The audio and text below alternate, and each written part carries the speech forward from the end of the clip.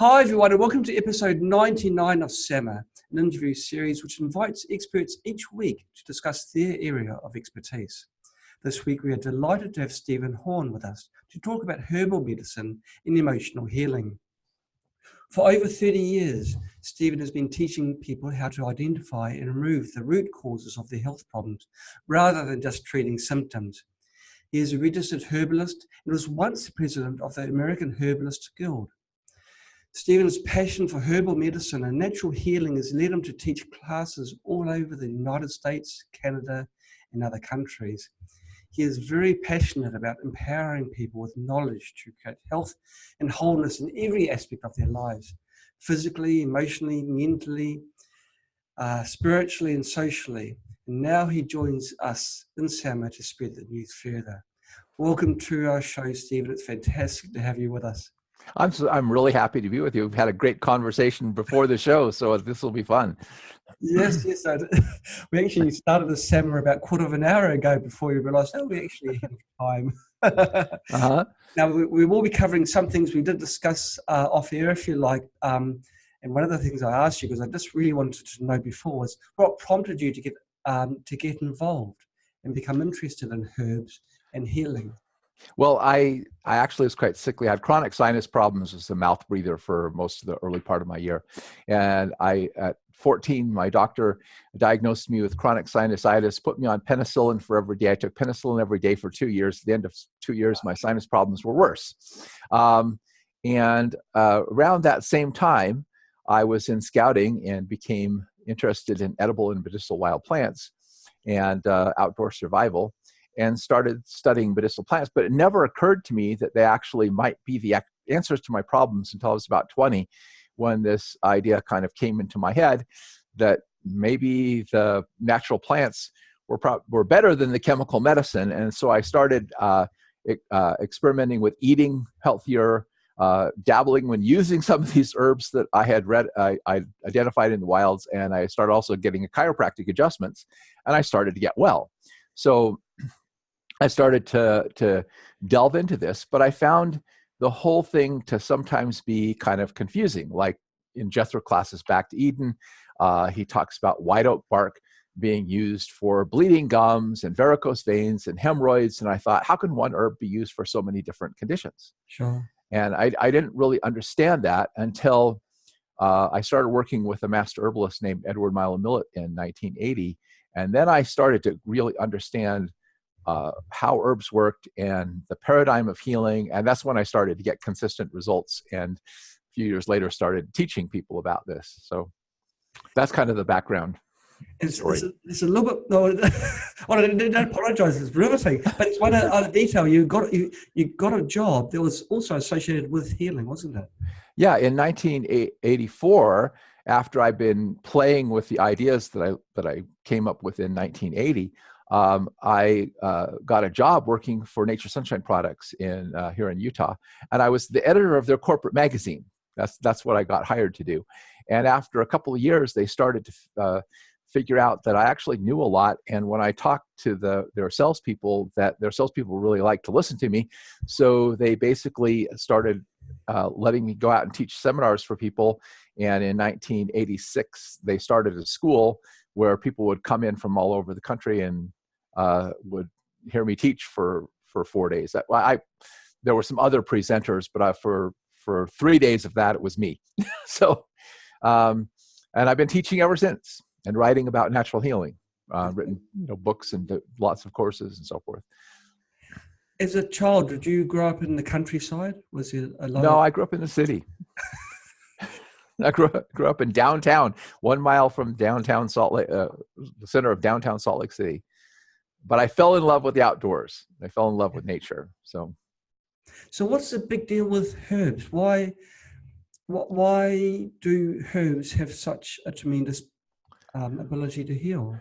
Well, I'll tell you what my first herb teacher, Edward Milo Millett, taught me that I still believe is true. And I think because I know you're interested in energy medicine, I think you'll gravitate to this. He said, light is life. Yes. That all light is a function, all life is a function of light, and that light is actually literally life.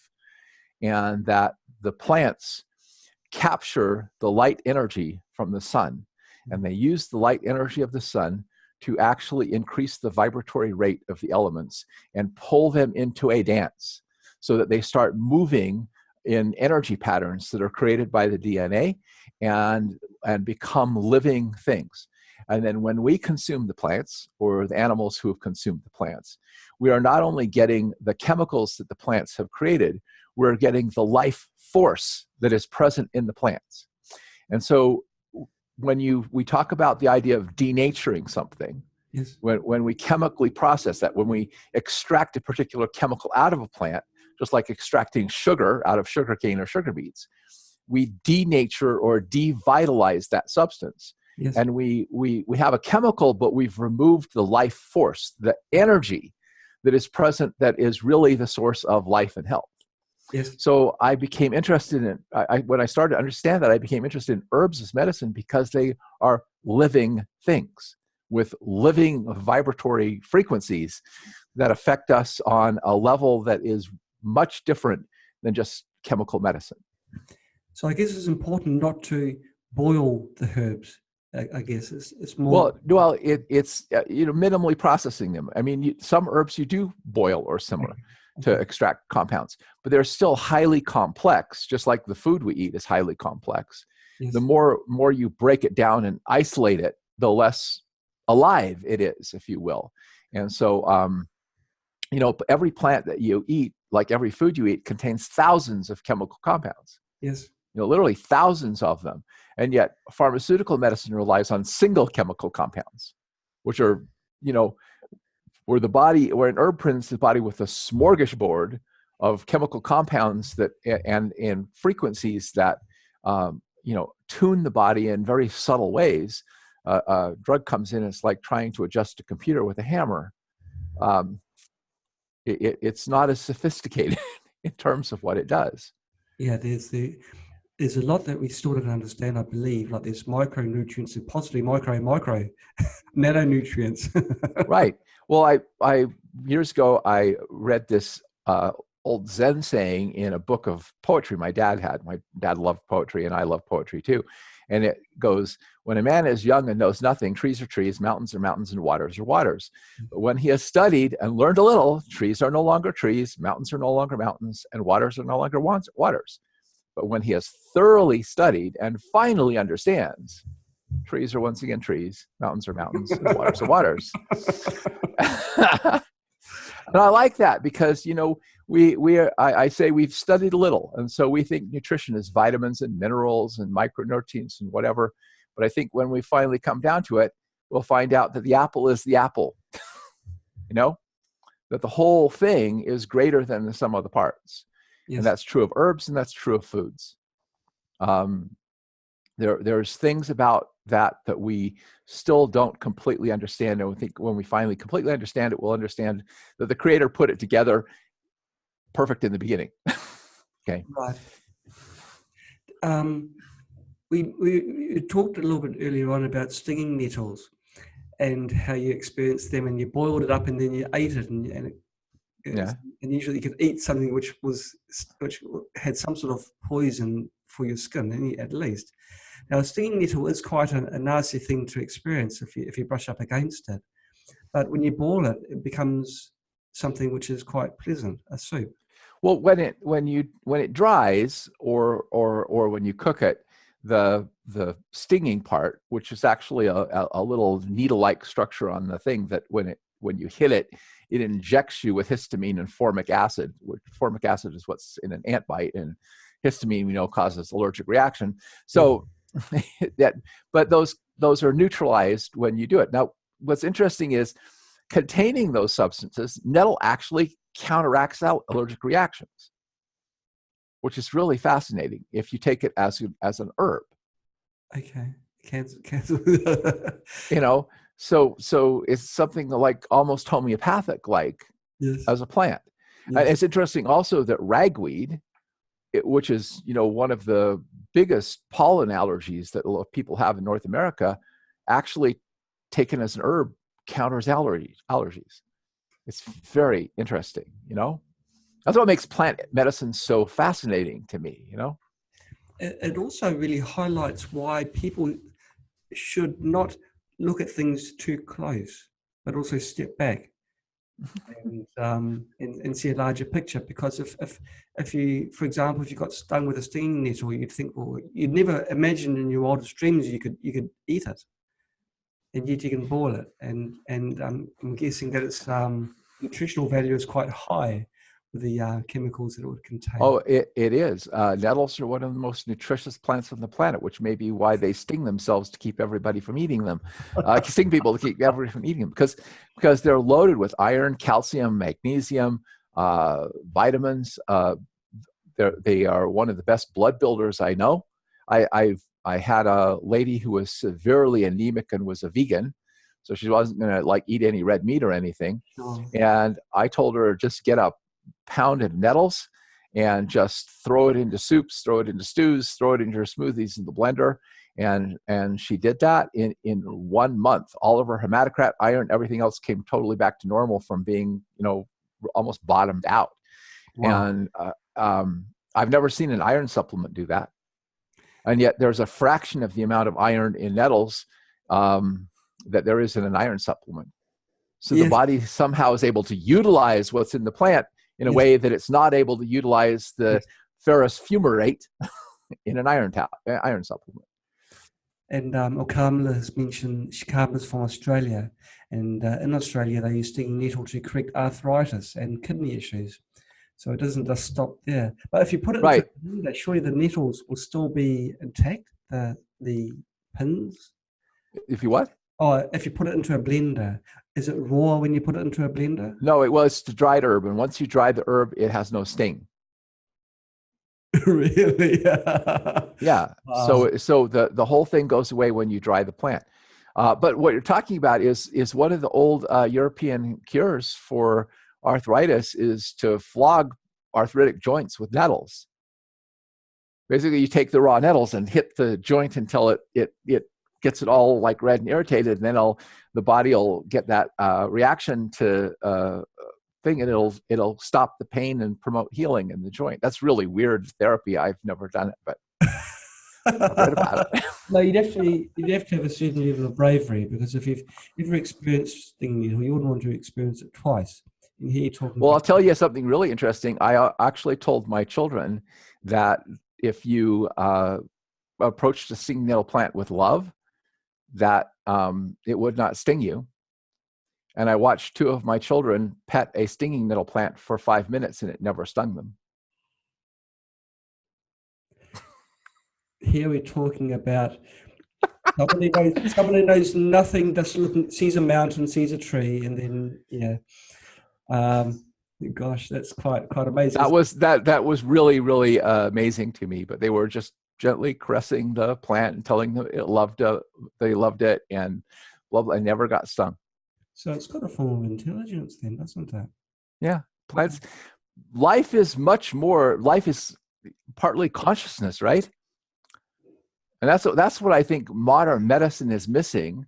And it's part of the reason why I'm, into emotional healing and everything, is because we're not just machines.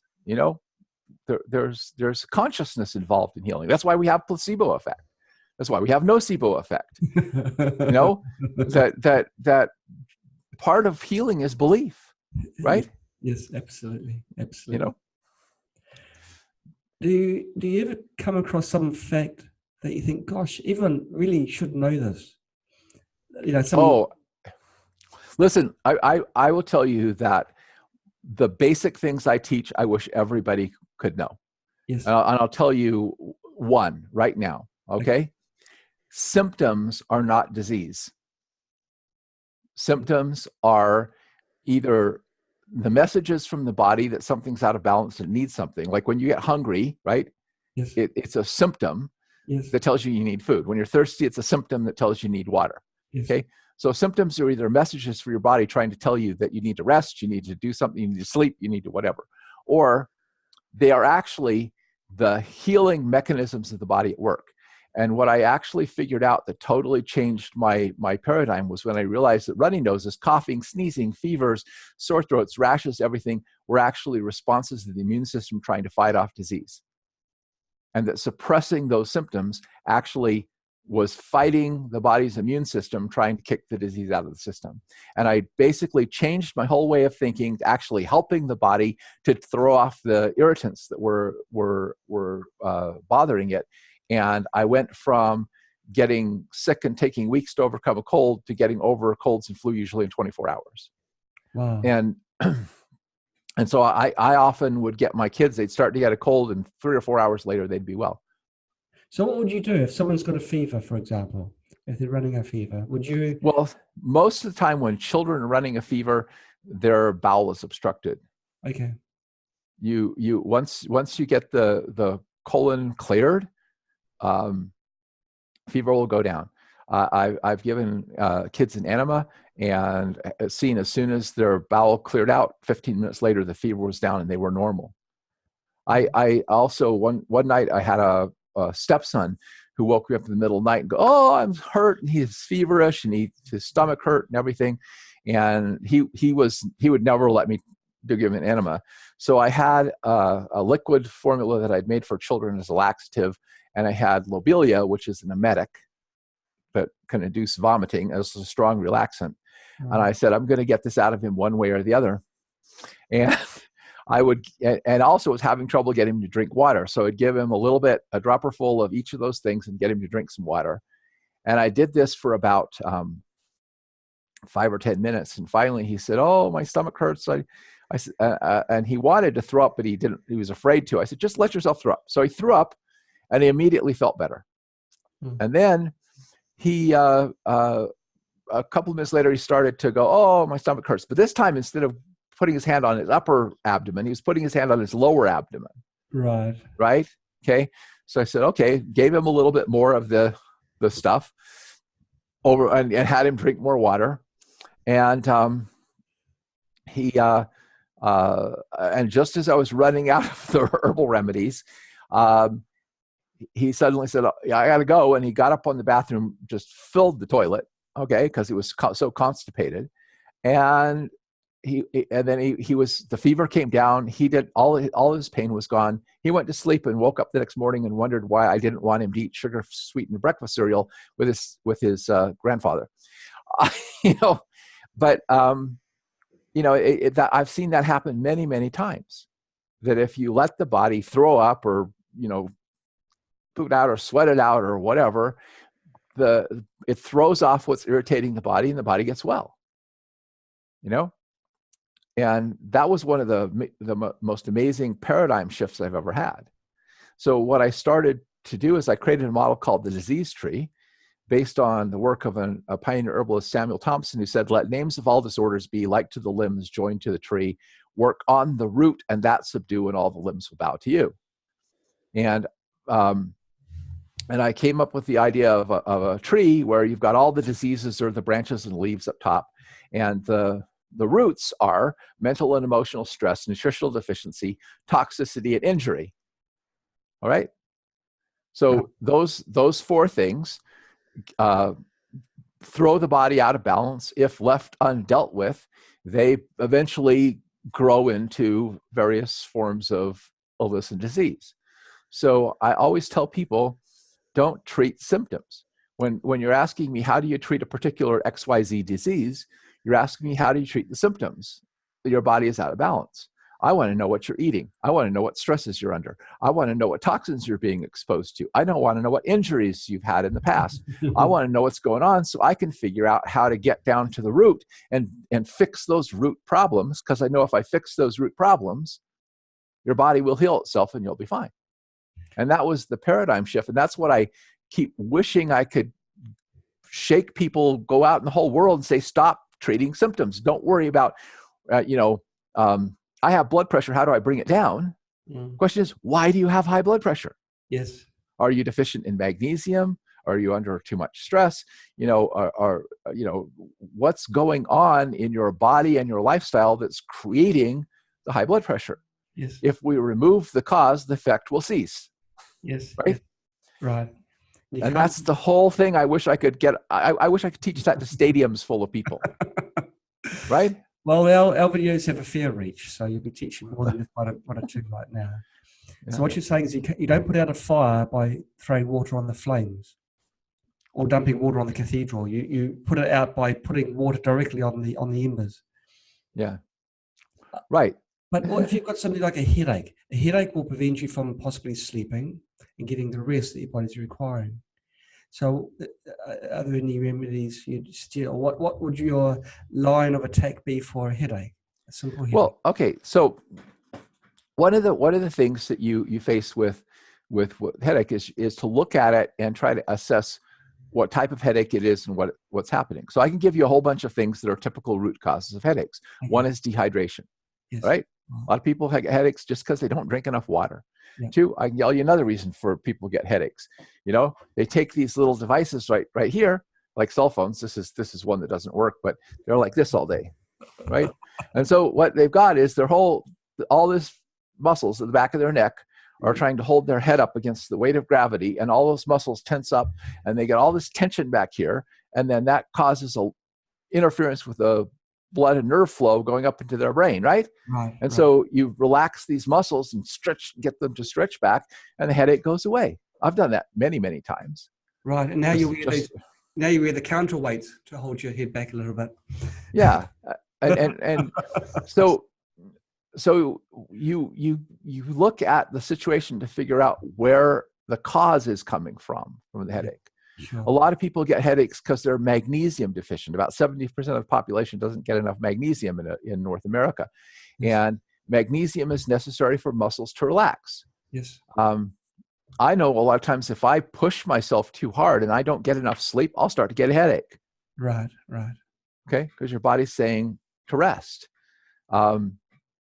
Also, you can get headaches from indigestion and from liver problems.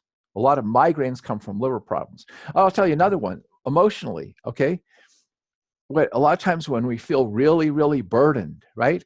Mm-hmm. We're like, right? Yes. It's the same thing as looking at the cell phone. You're slumping forward, blah, blah, blah. This whole area is tense and everything. And a lot of that comes from suppressing anger, from not being able to stand up and fight for yourself. So you're carrying all these burdens and all this weight of emotions on your shoulders, and so forth.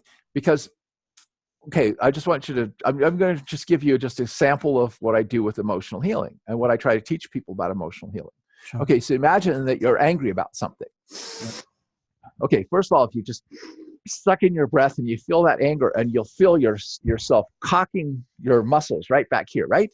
Because what you want to do is you want to push away what's bothering you. Yeah. Right? You want to go away, right?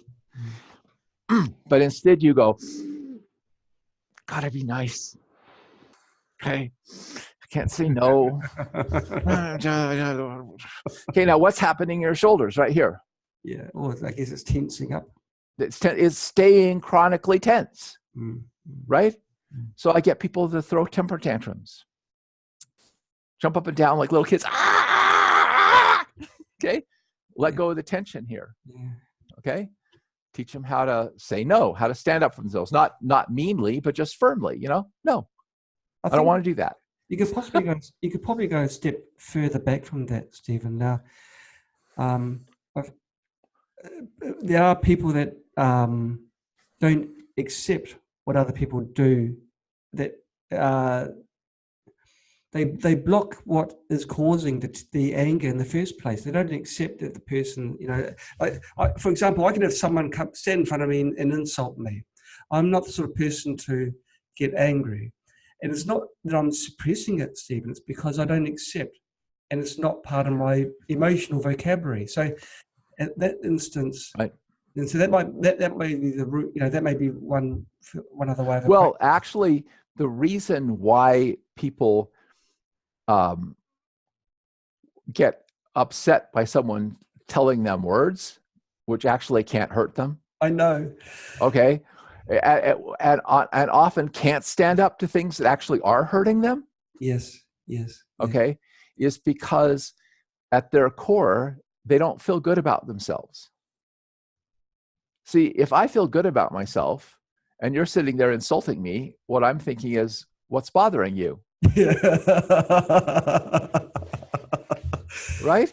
That's 100%. Because there's nothing wrong with me. What's bothering you? I don't understand. More to Right? the point, what's the matter with you? Well, yeah, or what's the matter with you? What's eating you? Okay. Yeah, yeah. Why are you interpreting me this way or looking at me this way? Sure. You see? I understand. And so when you live in a way that allows you to look in the mirror and you like yourself, because you're a person who acts with integrity and lives with integrity and are true to your own inner core values, right?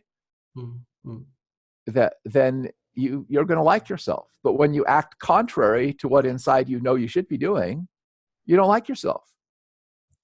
And then what happens is you then project onto other people your dislike of yourself. So if you're a liar, you'll perceive everybody else as liars, and you'll always be telling them they're lying. If you're a thief, you're always accusing other people of trying to cheat you or steal from you, because you project who and what is inside of you that you need to work on onto all the people around you. The most suspicious people I know are people that have got every reason to be suspicious of. Yeah, in fact, I had to learn that that a lot of what people do is they project. They what is eating them inside, because they don't want to deal with it, they project it onto the people around them and accuse everybody around them of being the way they are. I mean, just think of the thing of telling someone because they didn't do something that you wanted them to do for you, that they're selfish. Just really think about that for a second. You want them to do something for you, and because they won't, they are selfish. Yeah, that use the mirror. That's projection, right? That's projection. I'm the one who's being selfish, right? There's not of interpreting it, is there? So, and I do find that whole inner emotional tension is a large part of why people get sick. Yes. They're not, they haven't learned to deal with what's inside of them. And I've spent a lot of time learning how to help people through that process. Right. And it's a process of guiding them internally to rediscover, their own inner ability to discern, between right and wrong, between what they should be doing and what they shouldn't be doing. And I liken it to the same thing that I said earlier about your body tells you what it needs. It tells you, gosh, I'm tired, I need to go to sleep. Oh, I'm hungry, I need to eat food. Oh, I'm thirsty, I need to drink water. Right? Oh, I've got pain, I've injured myself, I need to let this part of my body that's injured rest so it can repair, right? The body is giving us feedback. Well, our emotions are giving us feedback about ourselves. If I am behaving in a way that is integrous and doing the right thing, I will be happy, I will feel good, regardless of what other people around me are doing, right? Right. But if I'm not, then I'm going to be angry, I'm going to be upset, I'm going to be afraid, I'm going to have all these quote unquote negative emotions that I think are telling me about everything out there, when really they're telling me about me. If I'm hungry, it's not anybody else's problem. If I'm thirsty, it's not anybody else's problem, right? Right. It's that I have to do something to take care of my body and to take care of my needs. And the same thing's true of my emotions. It's telling me about something I need to do to take care of my spirit or my soul or whatever you want to call it, the inner me. We are now 35 years down the track after going first interested in the herbs. With the information that you gather each day now is significantly more than when you first started, because you've got all the social media sites on the internet, or the internet. Back then we would have just had radio and TV. So now people are just swamped with this information, and the message that we put out will be watered down by this background noise. Right. And to suggest that people focus on the emotional needs and come to understand that what they're seeing is a portrayal of themselves on the inside. How can you get people to really get it? That's what I've been really wondering. I mean, I put a whole course on emotional healing online at YouTube for free. Yes. Because I'm so passionate about wanting to get the information I've learned about working with people on that level out, that I put out there. How do I get people to watch that? How do I get people to pay attention to it? Because I am a pragmatist. Okay? What I'm searching for is stuff that works and works consistently, that I can actually see changes in people's lives. That's what I'm interested in. I'm not interested in someone's theory. I'm not interested in the results of the latest double-blind study on a pharmaceutical drug by a company that has a vested economic interest in proving that their drug works so they can make millions of dollars on it. I'm interested in wisdom that's tried and true, and when you put it into practice, it works consistently for person after person after person. That's what I've been searching for in all my career. And I found certain principles that I find consistently work. And how to get people to understand that is a problem, because I can get up and teach a lecture about working on the root causes of disease, taking care of your health. Here's what you need to take care of your health. And I can tell you at the end of that lecture, someone's going to come up to me and say, what do I do about my arthritis? What do I do? What do I do about this disease? What do I do about that disease? Right? Yes. I've just explained to them how to get rid of all disease. Yes.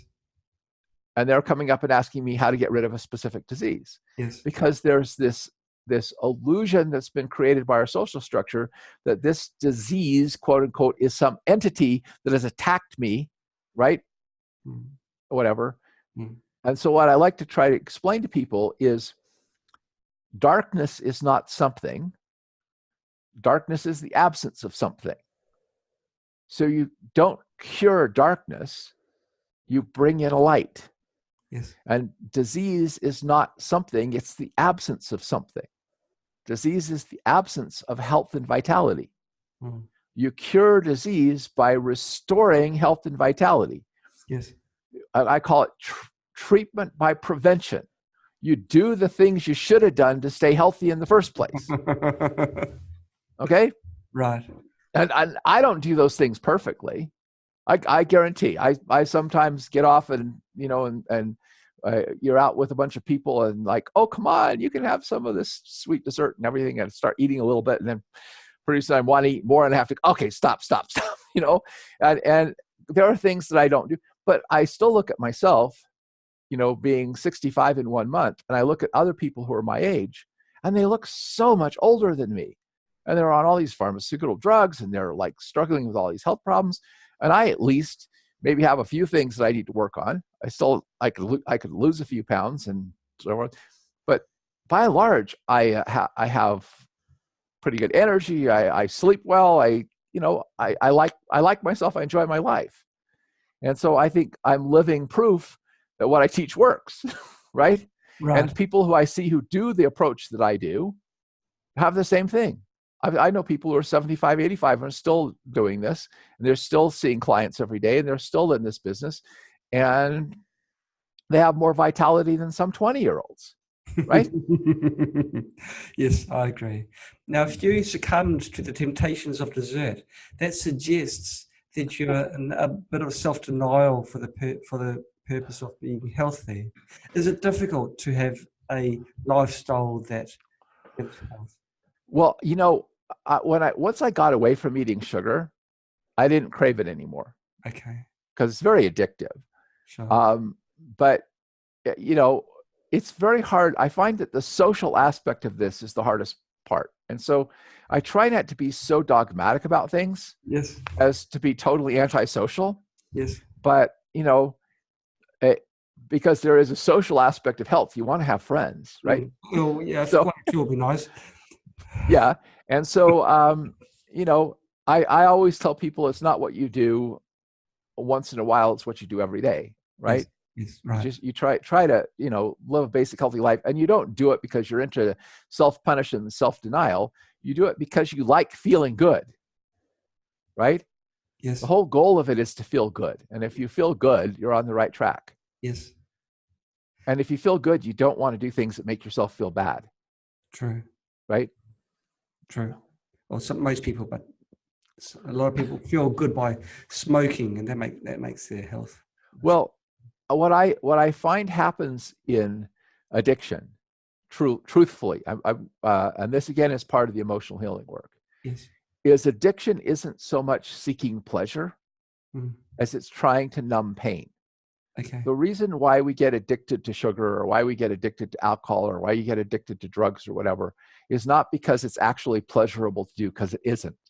I guarantee if you get off of sugar and refined carbohydrates and you eat, a lot of just fresh fruits and vegetables and good, healthy food and you take good care of yourself, you have great energy, your mind is clear, you feel fantastic, right? Yes. But and you eat a little of that stuff and you feel the negative effect of it once you get away from it. Mm-hmm. But the reason why you do that, if you think about when are you most likely to pig out on junk food, it's not when you're on top of the world. It's when something bad has happened and you want to go pig out to numb your emotions, right? Before we go any further, would you classify chocolate as junk food? No, I wouldn't classify chocolate as junk food. Then we can continue then. No, I think actually some chocolate, and I don't actually think that all sugar is bad. I use sucanat and I use honey, and I think it's nice to have something sweet. Yeah. I'm talking about chemical refined sugar, bleached processed sugar, bleached processed flour, which basically has become pretty much a lifeless chemical and is highly addictive. Yeah. I think it's nice to have sweet treats, and stuff. I like to make cookies with, natural ingredients. Yes. I have recipes for that on one of my websites, for ice cream made with honey and organic cream and milk. It's wonderful. Yeah. But I think that people are in pain and they're numbing themselves to their pain. That's what they're really doing. I understand. And trying to escape from it. And they temporarily escape from it by doing that. But then afterwards, there's a letdown, and the pain comes back and it's still there, it's still worse. And so we have to learn to confront our pain and figure out what's causing it and deal with it. Again, it's about getting back to the root cause. What is the root cause? What is really driving this problem? And that takes a little bit of like Sherlock Holmes detective work. You've got to figure out who done it. Not just that, but I guess it'll also take more time, because it does. To put out a furnace takes out it does take a lot of time to let the embers die down slowly. Mm-hmm. Now we're going to talk about emotional healing. We have been talking about it up to now in smidgens, but we'll go diving straight in, right now. What is emotional healing? How would you define emotional healing? Well, the reason why I call it emotional healing, I could call it spiritual healing, I could call it mental. It has to do with something I discovered a long time ago, that we develop within us certain dysfunctional belief systems that cause us to perceive that what is good for us is bad and what is bad for us is good. All right? And those internal belief systems are causing us to live in a state of denial. So here we are repeatedly doing a behavior that's actually causing us physical and mental and emotional distress. But we do it because we believe that it's the right thing to do. And we're avoiding doing what would actually make us healthy, what would actually make us emotionally bring peace to us and so forth. And I call those false belief systems, those illusions that have been planted in our subconscious, dragons. And the reason why I call it emotional healing is because what you're trying to do is get a person to get in touch with their feelings and truly acknowledge that they are in pain, that they're afraid, that they're angry, that they've got this internal emotional conflict, and really own it, take a look at it, and in that process, the dragon, if you will, reveals itself. I could give you some stories that probably illustrate this better than trying to explain it philosophically, but go ahead and ask a question. Well, what would have started this illusion, this internal belief? Well, the story I tell, because it's a story I heard years ago that helped me kind of get this, is some and this was another practitioner who told the story of a young woman in her early 20s who was overweight, was trying to lose weight, and every time she would go on a diet, she'd get to a certain point, she'd start to lose weight, and then she'd suddenly get the urge to binge, and she'd gain the weight back and even more, right? So the practitioner, in trying to figure out what was going on with her, started asking her about when she started getting overweight and everything. It turned out she started gaining weight at about 6. And at 5, she had an uncle, I think it was, who had tried to sexually molest her. Gosh. And fortunately, he'd been caught as he was making the attempt. But everybody had been very upset. She'd been very upset. So there's all this like emotional stress, right, going on around her. And in the middle of that, her mom blurted out, "It's a shame she's not fat, because fat girls don't get molested." And that's the dragon. Understand? Wow. That idea goes into the subconscious mind and says, I have to be fat to be safe. Gosh. And as soon as that belief system goes into the subconscious mind starts operating to create safety. Yes. So that illusion is that this is making me safe, right? But it's an illusion, because it's not making her happy or safe, right? It's not true. Sure. So one of the tools, and this is the single most, there's a lot of tools I learned to use to help uncover this, but the one that is the single most powerful tool is what I call the question affirmation. I actually learned that technique from a chiropractor on the south coast of Australia who taught this to me. If this woman says, "I am thin and beautiful," it triggers the dragon. As soon as she starts to think that I am skinny, I'm beautiful, I look good, the dragon kicks in and says, I'm in danger of being molested. We have to fix this problem, right? Gosh. So you ask it as a question, what would it feel like to be thin and beautiful? As you ask that question and you have the person breathe and you have the person kind of meditate and tune into that, the negative emotions come up, the fear, the whatever. You get them to breathe with those emotions, feel them, and the dragon reveals itself. If I was thin and beautiful, I would be sexually molested. Got it? Okay. Then you change the question. What would it feel like to be thin and beautiful and be completely safe? Now, the subconscious mind has never considered that question, right? Right.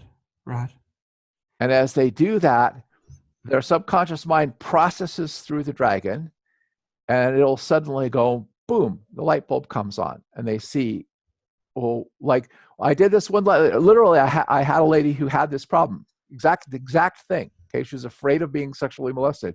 Yes. And she suddenly her face just lit up. And she goes, I choose the kind of men I associate with. Okay? And then I could get her to say, I'm thin and beautiful and safe. And she could test that positively as an affirmation. In other words, we create a new internal belief system that replaces the old belief system that guides it. But we do that through the feelings. That's why I call it emotional healing. Through clarifying the emotions, getting in touch with the emotions. And as soon as the person sees the answer, sees through the dragon and sees clarity, they come to a state of peace and so forth. We do this with forgiveness. Like, what would it feel like to forgive XYZ person who's done something to me completely? Okay, once they go through, I can't forgive them, I'm angry. Well, get in touch with the anger, breathe with the anger, feel the anger. Do you like feeling angry? Blah, blah, blah, blah. No, I don't like feeling this way. Well, what would it feel like if you forgave? And once they go, oh, that would feel so good. I say, well, do you want to feel good? They go, yeah, then forgive them. I forgive so-and-so completely. I forgive so-and-so completely. I forgive so-and-so completely. Boom. Yeah, okay. New belief system. You see, we all instinctively, in the center of our being, want to feel good, right? And when we're doing the right things for ourselves, physically, mentally, and emotionally, the reward is we feel good. When we're not doing the right things, we experience suffering. Yes. We're angry, we're hurt, we're afraid, we're in pain, we're physically, emotionally. And it's all about getting the clarity so that we can see clearly what is going to lead us to inner peace, what's going to lead us to love, what's going to lead us to all those positive feelings that is the truth, rather than continue to suffer and go down this other path that's creating this suffering, believing it's the only way, only thing we can do. And we acquire these things from our parents, from people around us, from school, from religion, from all kinds of different sources, right? That feed these ideas into ourselves that don't work. They don't work, right? Absolutely. But we continue to believe that they have to work because they're supposed to work, and they're not working. And so that's why I love that definition of insanity, you know? It's doing the same thing over and over again, expecting a different result. Right? Is it worse now that we've got the internet? So we've got all these idealism pushed onto us in mass? Well, yeah. I also think that it's worse because people tend to get locked into echo chambers on the internet. Yes. Because, you know, the algorithms are designed to basically feed you what you like to look at, and then you continue to reinforce your current belief paradigms by watching other people who agree with your paradigms, and you don't ever explore other ideas. And what frightens me the most in society is the idea of censorship, of censoring ideas because they're quote unquote dangerous or might offend someone or whatever, because we have to be exposed to other ideas to challenge our current belief system. Otherwise we're stuck, you know? That's the whole thing that needs to happen is if what you're doing isn't working, you got to figure out why it's not working and what you could do that would work. So like I was having really difficult problems in relationships with women. Right. And I had to do a lot of emotional healing, a lot of work. I was married and got divorced 4 times. Mm-hmm. And I had to go figure out that I did not understand men and women. I didn't understand relationships. And I had to do emotional healing with stuff related to my mom. Now, I've got this picture on my shoulder. I got a wonderful wife, okay, who I really love, and we have a great relationship.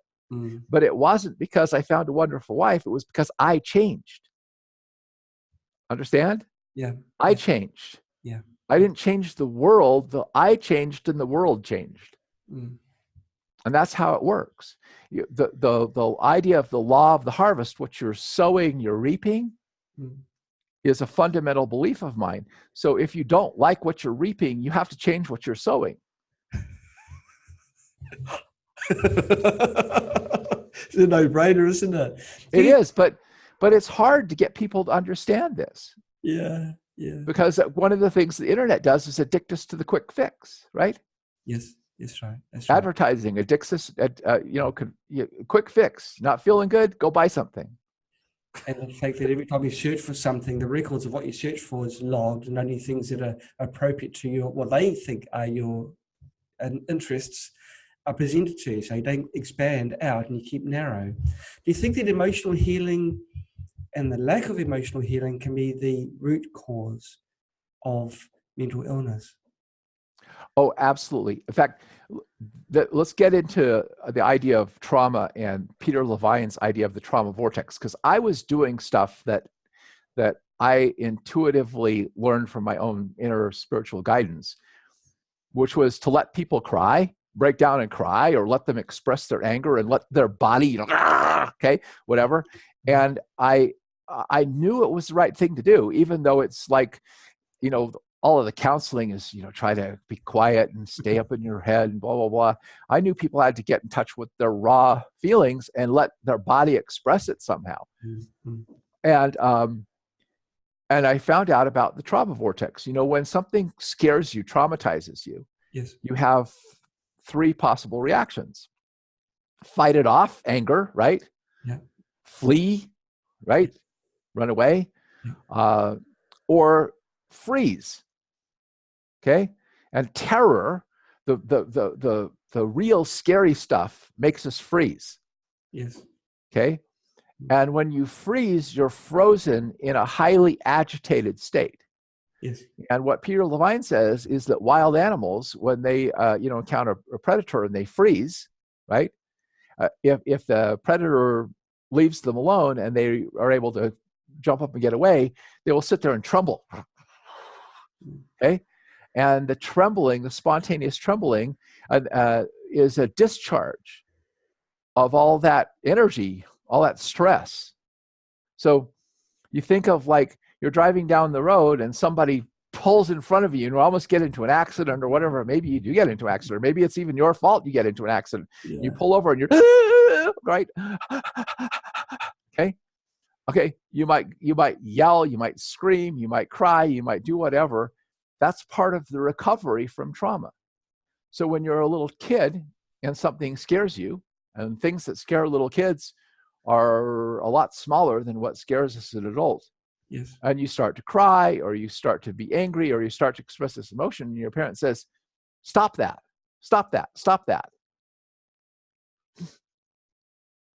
Okay? So like the example is the little kid gets lost in the shopping mall, and when they finally is reunited with the mom, he starts to cry. Yes. Okay? And now if mom says, don't cry, stop, or shows this kind of anger or disapproval or shame or whatever, and the child feels that it's not okay for them to cry, then they don't process through the trauma. And then the next time the child is left alone, the brain sees, oh, similar situation. Mom's leaving with the babysitter. I'm going to be by myself. I break down and start to cry. Yeah. Mom says, stop, blah, blah, blah. That creates what's called a trauma vortex. Okay. So I develop a fear of abandonment because of the unresolved emotional trauma of feeling abandoned and never being allowed to cry about it or express my pain and have an empathetic ear, understand, yeah, that was hard on you. I understand, blah, blah, blah. It's okay. I mean, I remember doing this with people like someone who was feeling really anxious. And I said, feel your anxiety, breathe into your anxiety, feel it. And they did, and they started to tremble, and they did all this emotional responses. Just stay with it, just let it happen, blah, blah, blah. They cried a little bit, but then I said, I feel so much calmer. And they looked at me and said, you knew that would happen, didn't you? I said, yeah.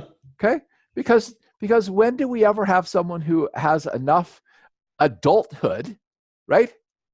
Who is enough of an adult and enough cleared of their own issues to basically allow us to talk about what's hurting us and bothering us and show emotion about it, right? We recognize that most people are very uncomfortable with people showing emotion because they're uncomfortable with their own emotions. So in the process of emotional healing, I'm comfortable with all my emotions, so nobody else's emotions bother me, right? Other people's anger doesn't bother me. Other people's sadness doesn't bother me. I just kind of feel empathetic, understanding. I understand that's trauma and pain and whatever expressing itself, and I don't have a problem with that. And that's, a big part of emotional healing is just compassion, just being able to be compassionate. But mentally ill people have so many trauma vortexes, and they're connected to so many things in their life that they're constantly being triggered into this crazy, irrational state that you're in when you're traumatized. I understand. And they're desperately trying to express that, and you put them in a straitjacket, and you give them drugs. Which is new, isn't it? Because it's possibly going to make the vortex even deeper. It is. It's actually reinforcing the trauma vortex. Yes. And we're not dealing with what really is bothering these people. Yes. And they're talking crazy talk because, okay, there are two things that you can tell when you've been triggered into one of your trauma vortexes. And I guarantee everybody has done this and watched other people around them go into this. One is you start talking in superlatives. This always happens. This never happens. Everybody does this. Like I can tell when my wife gets triggered into a trauma vortex, she says, nobody ever helps me. I was just helping her, for the last hour, but suddenly one of her kids does, and nobody ever helps me. You see, that's the talk of a trauma vortex, Understood. right? And the other thing is that you suddenly become emotionally irrational. You can't reason with it. You can't reason with a trauma vortex. Okay. You can't say, well, I was just helping you. Nobody ever helps me. Okay, you understand? Yes. So you have to just, yeah, honey, I blah, blah, blah. Kind of go ahead. And that's hard to do, but it's what needs to happen. And I bet there are times you can think of when somebody said something to you and all of a sudden it was like, you just feel this surge of emotion and you're like in that, like, this always happens or this never happens or blah, blah, blah, blah. It's always, that's your trauma talking. Not so much now, probably John of maybe 10 or 15 years ago. Right. I mean, you've probably done a lot of work on yourself too, so it doesn't happen to you like it used to. but I get I threw out all the garbage. When we take out our own garbage, Yes. we lose all of our triggers. We lose all of our buttons. Nobody can push our buttons anymore because we don't have any buttons to push. Yeah, that's true. Hey, if someone's gone from the progress from emotional vortices to mental illness, can they go back? Can they return? What steps? I think they can. Now, I've helped people. My mother was mildly schizophrenic. Okay. I actually did help my mom. My mom actually made a big turnaround. I did get her on a healthier diet. I mean, part of this is you'd have to have the right nutrition for the brain, right? You got refined carbohydrates are horrible for the brain. You've got to get the minerals and vitamins and things, the fatty acids the brain needs to function properly. That's part of it. You have to help the person work through that.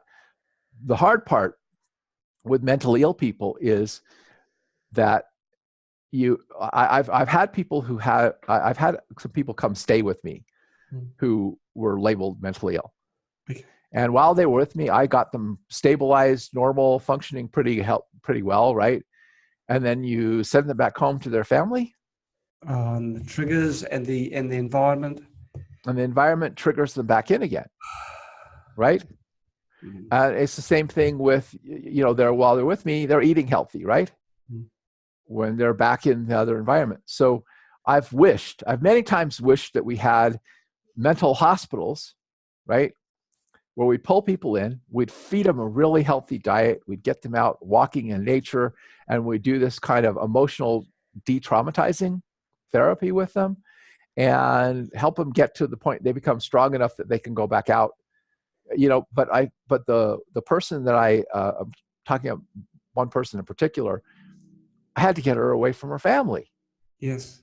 Get her out on her own. She's out on her own and didn't have all the family triggers. She was much better on her own than she was when she was having to deal with the family and the family dynamics. So yeah, I believe it's possible. It's just hard, and I wish we had the systems in place to really help these people. That's one of my dreams, is someday there will be those kind of places where we can get mentally ill people, where we're not like just trying to drug them and lock them up, but we're actually trying to help de-traumatize them. Because I will tell you that my experience, people who are mentally ill are typically severely abused as children or severely traumatized at a young age. Emotional, the power of the emotion again. Right. All right, we've come to the end of the Sam. I know it's getting pretty late on your side of town. If you were to be given one more sentence, which you have been, by the way, and on a positive note, which we try and end these Sammers with, what would you say? I like to tell people there are no incurable diseases. There are only incurable people. Wow. Incurable people are the people who don't want to do what they need to do to get well. Doesn't come any more positive than that. Okay, so positive thing is there are no incurable diseases. Understand. Yeah, I know that little bit you added to the end wasn't quite so. Yes, But, that wasn't so positive. Yeah, no, but no, I there is always hope. Don't ever let anybody tell you that you can't be cured. Yes. Believe that you can find answers. Be willing to go out and search and do what you need to do. Don't ever let someone give you the voodoo hex and tell you that you're incurable. I don't believe it. There's always answers. You just have to search for them. If someone's got a mental illness, do you think they can drag themselves out? Do they absolutely need outside help? I think they probably need outside help, but I think they also could get divine help. Okay. Beautiful. Yeah. Well, I've thoroughly enjoyed today's Sam. It's been fantastic. Steven Horne, thank you for coming on to our show, teaching You're us welcome. interesting things. And you say positive too. Have you always been this positive in life? Yeah, one of my ex-wives accused me of having a Pollyanna attitude. I broke my leg and I'm glad. For people that don't know who Pollyanna is, she's a very irritating character from a film. Always happy. Everything will make a person into a song. Yeah. Great movie, by the way. There we have it, Pollyanna, in the form of Steven Horne. Thank you so much for coming on to our show. Have a fantastic evening. What's that? Have a fantastic evening, and thank you. I will. Thank you very much. Let's head home to my wife. Okay. Okay, you take care. Bye-bye. I will. Okay, bye. Bye-bye.